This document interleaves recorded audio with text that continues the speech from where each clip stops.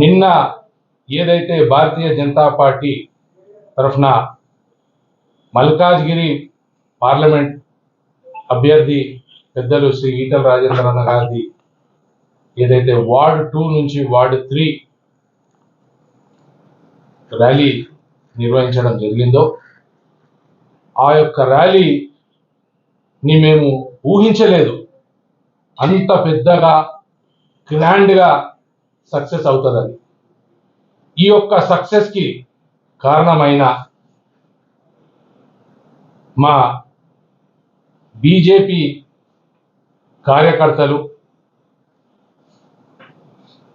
మరీ ముఖ్యంగా మహిళా సోదరులు ఏదైతే సాయంత్రం 5 గంటల నుంచి అన్నగారి గురించి ఉపేక్షించి ఓపికతోని నిల్చున్నారో, మరి అదేవిధంగా మా cantonment board member J Ramakrishna గారు కానివ్వండి, మరీ ముఖ్యంగా మాజీ వైస్ ప్రెసిడెంట్లు సదాకేశవరెడ్డి గారు కానివ్వండి, మరి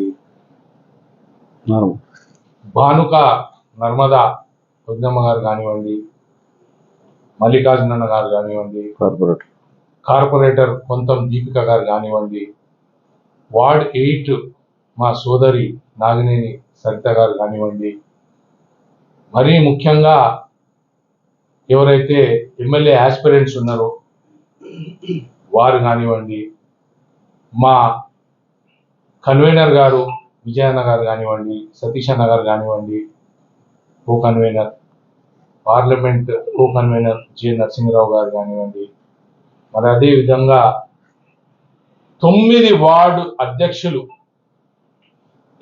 ఏదైతే మా కార్యకర్తలని బూస్టింగ్ చేసి ప్రతి డివిజన్ నుంచి మా బీజేపీ కార్యకర్తలని, మహిళామణులని అందరినీ ఏకతాటి మీద తీసుకొచ్చి ఈ యొక్క కార్యక్రమాన్ని సక్సెస్ చేసిన మా డివిజన్ అధ్యక్షులకి, మరి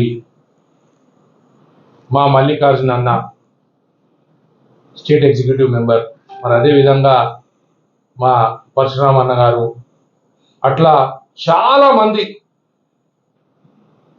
ప్రతి ఒక్కరికి నేను చేతులు జోడించి నమస్కరించి మీ అందరికీ ధన్యవాదాలు తెలుపుతున్నా. ఈ విధంగా మనం కంటోన్మెంట్ నియోజకవర్గంలో పని చేస్తే ఏకతాటి మీద ఈటల రాజేందర్ అన్న భారతీయ జనతా పార్టీ క్యాండిడేట్ 7 నియోజకవర్గాల కంటే కంటోన్మెంట్ నియోజకవర్గం నుంచే మేము అత్యంత మెజారిటీతోని వాళ్ళని గెలిపించుకుంటామని మీ ద్వారా కంటోన్మెంట్ ప్రజలకు తెలియజేస్తున్నాం. మరీ ముఖ్యంగా 7 నియోజకవర్గాలలో కంటోన్మెంట్ నియోజకవర్గమే తక్కువ జనాభా ఉన్న, తక్కువ ఓట్లు ఉన్న నియోజకవర్గం.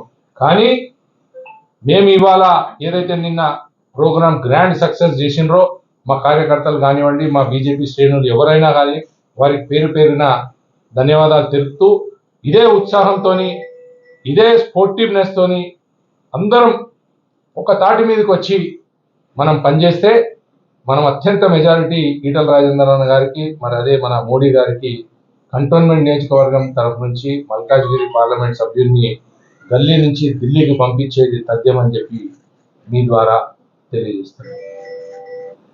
ఇకపోతే ప్రజలు మోడీ గారికి పట్టం పడుతున్నారు.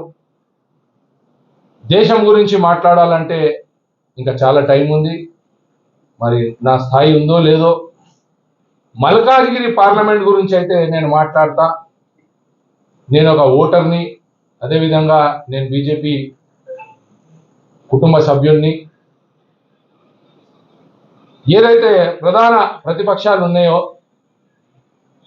బీజేపీకి 2 పార్టీలు, ఒకటి బీఆర్ఎస్, ఒకటి కాంగ్రెస్ పార్టీ. బీఆర్ఎస్ అయితే భూస్థాపితం అయిపోయింది.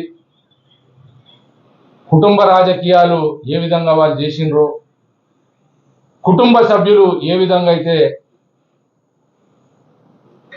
స్కామ్లతోని వాళ్ళు ప్రజల్ని మోసం చేసినరో ప్రజలకు అందరికీ తెచ్చిపోయింది. మరి వారి యొక్క అభ్యర్థి ఎవరైతే ఉన్నారో వారిని ఎవరు కూడా గుర్తుపట్టరు. ప్రజలు వారికి ఓటేసే ప్రసక్తి లేదు. ఎందుకంటే వాళ్ళకి ఓటేసినా వాళ్ళకి రాష్ట్రంలో ఎటువంటి అధికారం లేదు, కేంద్రంలో అయితే ఇంకా సున్నా. మరి ఇకపోతే ప్రధాన ప్రతిపక్ష పార్టీ కాంగ్రెస్ అభ్యర్థి ఎవరైతే ఉన్నారో మరి వారి యొక్క పోటీ ఉందా లేదా, క్యాండిడేట్ మాట్లాడతలేదా? అందరికీ నమస్కారం. ఉగాది మన తెలుగు నూతన సంవత్సర శుభాకాంక్షలు. చాలా సంతోషకరం ఈరోజు మిమ్మల్ని అందరినీ కలిగే భాగ్యం కలిగింది, ప్రెస్ సోదరులందరినీ గిట. మరీ ముఖ్యంగా ఈరోజు మన బ్యాడ్ లక్ అసెంబ్లీ ఎలక్షన్ గిట రావడం మన కంటోన్మెంట్ నియోజకవర్గానికి. అమ్మగారు చనిపోవడం కాబట్టి ఇవాళ దేశంలో ఒక ఎత్తు, అదేవిధంగా కంటోన్మెంట్ రాష్ట్రంలో ఒక ఎత్తుగా నడుస్తూ ఉంది.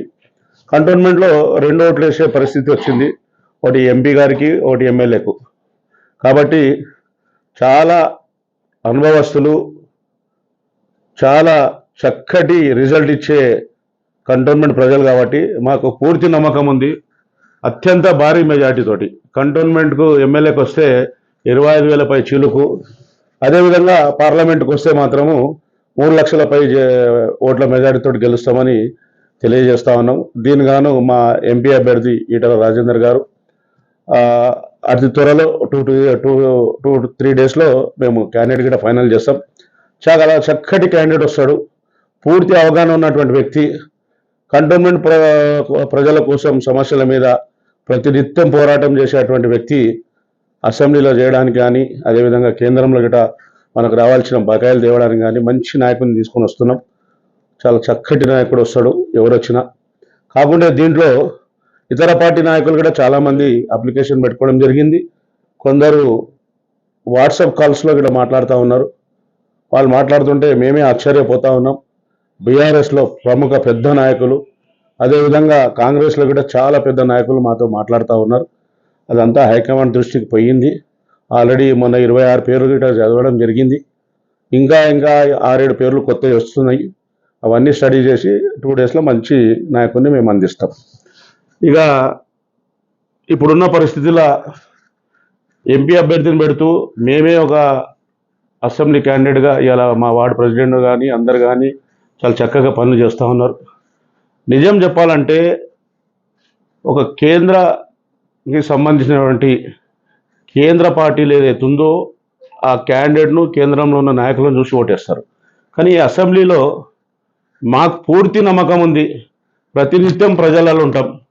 మొన్న నామినేటెడ్ మెంబర్ రామకృష్ణ వచ్చిన తర్వాత 20 కోట్ల అభివృద్ధి చేసినాం. ప్రతిరోజు ప్రజలలో ఉంటాం. మరీ ముఖ్యంగా మీకు తెలియాల్సింది ఏంటంటే ఒక డ్రైనేజ్ ఇష్యూ వచ్చింది, వాళ్ళ ఇంట్లో నుండి బాత్రూంల నుండి బెడ్రూమ్ల దాకా వచ్చే పరిస్థితి గిట్ట ఉంది. కొన్ని రోజుల వాటర్ ఏదైతే డ్రైనేజ్ వాటర్ కలవడం, కొన్ని స్ట్రీట్ లైట్ల విషయం కానీ ఇవన్నీ ఏంటంటే బోర్డుకు ఇస్టిమేట్ నుండి మళ్ళీ వర్క్ ఆర్డర్ వచ్చే వరకు లేట్ అయిపోతుంది. కానీ సిఓ పవర్లో ఉన్నటువంటి 3-4-5 లక్షల పనులు మేము ఒక 100 పనులు చేయించినాం. కాబట్టి ఎక్కడైతే సమస్య వచ్చిందో 10 రోజులలో మేము పరిష్కారం చేస్తున్నాం. కాబట్టి కంటోన్మెంట్ ప్రజలు మాకే ఓటేస్తారు. వాళ్ళు అనుకుంటున్నారు ఇవాళ పార్టీలు మారంగానే మాకు ఓటేస్తారు, లేకుంటే సానుభూతి రాగానే మాకు ఓటేస్తారు. సానుభూతి లేదు, పార్టీలు మారస్తలేదు, అంతా గోల్. క్లియర్ కట్గా ప్రతిరోజు అందుబాటులో ఉండే నాయకులకే ఓట్లేస్తారు. మాకు తెలుసు మేము ఎంత పని చేస్తున్నాం గత 3 సంవత్సరాల నుండి నామినేటెడ్ మెంబర్ వచ్చిన తర్వాత.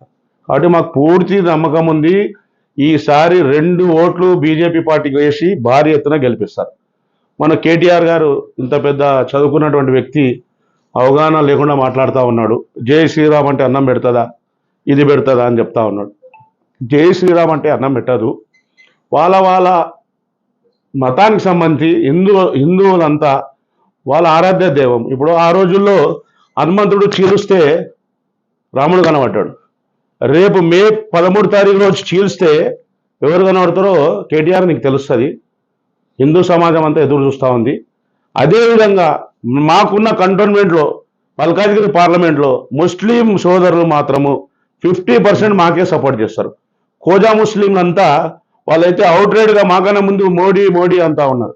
అదేవిధంగా త్రిబుల్ తలాక్ విషయంలో కానీ ఏ విషయంలో తీసుకున్నా వాళ్ళకి రేపు ఎక్కడైనా గ్యారెంటీ ఉంది దేశంలో